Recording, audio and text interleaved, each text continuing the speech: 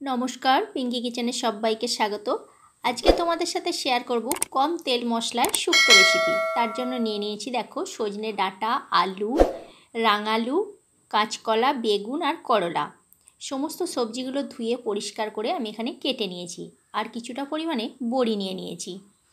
ভিডিওটা সম্পূর্ণ দেখার অনুরোধ রইল বন্ধুরা। গ্যাসের মধ্যে কড়াই বসিয়ে দিয়েছি। কড়াইয়ের মধ্যে দিয়ে দিলাম সামান্য পরিমাণে একটু সরিষার তেল। খুব বেশি এখানে কিন্তু সর্ষের তেল আমি ব্যবহার করিনি। এখানে 4 চামচ মতো সর্ষের তেল ব্যবহার করেছি। তেলটা খুব ভালোভাবে গরম হয়ে গেছে। এবারে এই পর্যায়ে বড়িগুলোকে আমি আগে ভেজে নেব। গ্যাসের ফ্লেমটা মিডিয়ামে রেখে রান্নাটা আমি করছি। দেখো বড়িগুলোর কালারটা আস্তে আস্তে চেঞ্জ হতে শুরু করে দিয়েছে। এবারে বড়িগুলোকে একটা পাত্রে আমি তুলে নিচ্ছি। বড়িগুলো আমার ভাজা হয়ে গেছে। ওই তেলের মধ্যেই করলাটা ভেজে নিচ্ছি। শুক্তোর সবজি সমস্তটা লম্বা করে কিন্তু কেটে নিতে হবে। আমি সমস্ত সবজিগুলো কিন্তু লম্বা করে কেটে নিয়েছি, তোমরা দেখতেই পেয়েছো। করলাটাও ভাজা হয়ে গেছে। করলাটাও আমি বড়ির সাথেই তুলে রেখে দিলাম। এবারে ওই তেলের মধ্যে দিয়ে দিচ্ছি একটি শুকনো লঙ্কা আর একটি তেজপাতা।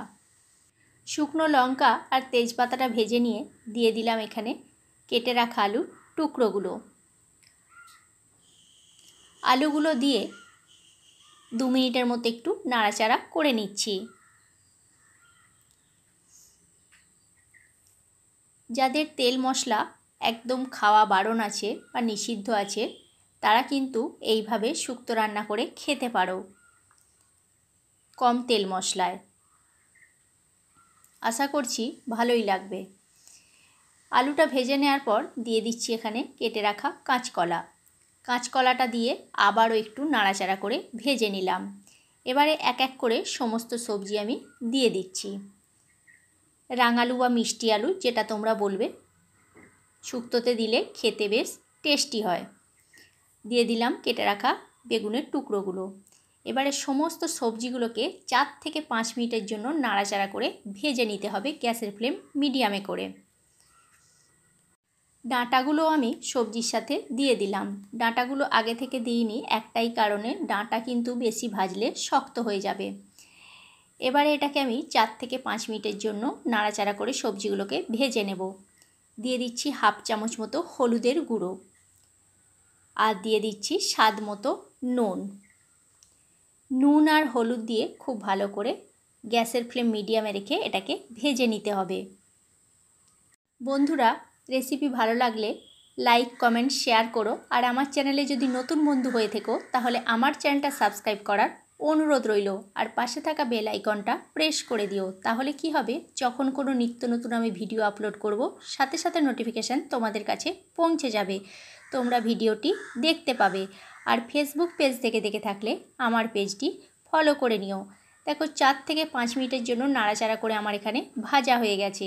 এবারে এই পর্যায়ে দিয়ে দিচ্ছি বেশ কিছুটা পরিমাণে জল। জলটা একটু বেশি করেই দিলাম আলু, রাঙালু, কাঁচকলা সমস্তটা সিদ্ধ হওয়ার জন্য। আমি আদা আর সর্ষে একটু শিলের মধ্যে বেটে রেখেছিলাম। সামান্য পরিমাণে আদা আর 1 চামচ মতো সর্ষে।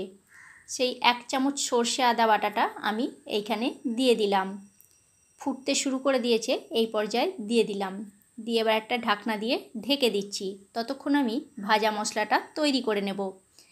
আর একটা ফ্রাইং প্যান বসিয়ে দিয়েছি। ফ্রাইং প্যানের মধ্যে 1 চামচ মৌরি আর 1 চামচ রাঁধুনি দিয়ে দিয়েছি। মৌরি আর রাঁধুনিটা একটু শুকনো কাঠখোলায় ভেজে নিচ্ছি। খুব বেশি কিন্তু ভাজা যাবে না, তাহলে তিতো হয়ে যাবে। হালকা করে নাড়াচাড়া করে ভেজে নিলাম।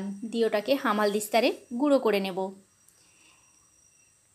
আর একদিকে ঢাকনাটা আমি খুলে দিলাম মিনিট 5 পর ঢাকনাটা খুলে আমি দিয়ে দিলাম করলা, বড়ি আর 2টা চেরা কাঁচা লঙ্কা।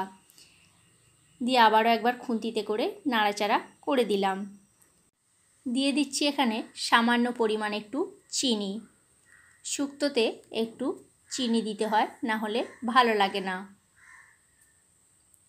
টেস্টার ব্যালেন্সটা খুব ভালো হয়।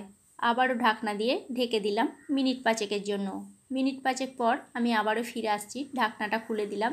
দেখো সমস্ত সবজি কিন্তু আমার খুব ভালোভাবে সিদ্ধ হয়ে গেছে আর জলটা অনেকটা কমে গেছে।